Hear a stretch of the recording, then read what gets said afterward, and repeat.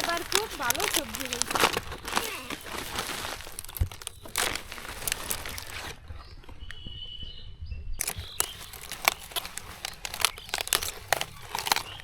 ফুফু, টাটকা সবজির স্বাদই আলাদা। হ্যাঁ, একসাথে কত সুন্দর দুইটা ফুলকপি হয়েছে।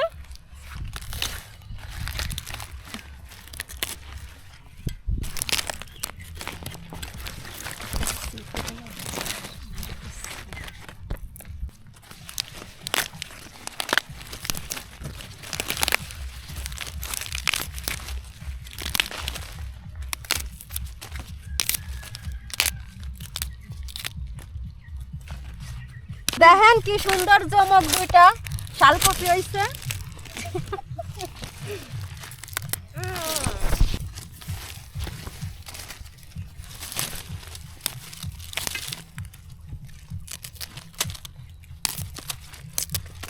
কাকি দেখছেন, এই জায়গায় একসাথে তিনটা হয়েছে। সুন্দর দেখা যাচ্ছে ফুফু। হয়।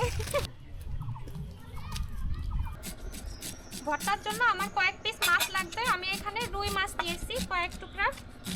আর পাতাকপি লাগবে। কাকি আমারে পাতাকপি মিহি করে কুচাই দিচ্ছে। ধনিয়া পাতা নিয়েছি, সাথে কয়েকটা পেঁয়াজ, কাঁচামরিচ আর লেবুর দরকার।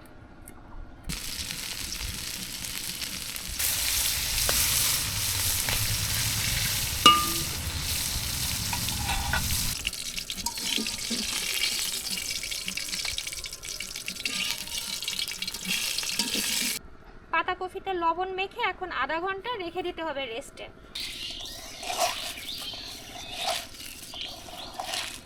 ভর্তার জন্য পাতাকপির ভিতরের অংশ নেওয়া লাগবে। বাহাদুর অনেকক্ষণ ধরে বসে আছে, ও মাছের কাঁটা খাবে। আধা ঘন্টা হয়ে গেছে, আমি এখন পাতাকপিটা চাপে রস বের করে নেব। সবকিছু এখন একসাথে করে মাখে নিলেই তৈরি হয়ে যাবে পাতাকপির সুস্বাদু ভর্তা। ভর্তার সঙ্গে কিছুটা ধনিয়া পাতা আর লেবুর রস দিয়ে দিচ্ছি। ভর্তার রেসিপিটা কিন্তু খুবই সাধারণ, কিন্তু গরম ভাতের সাথে খেতে অসাধারণ লাগবে। আপনারা বাসায় তৈরি করে বানায় খেয়ে দেখবেন, আশা করি ভালো লাগবে।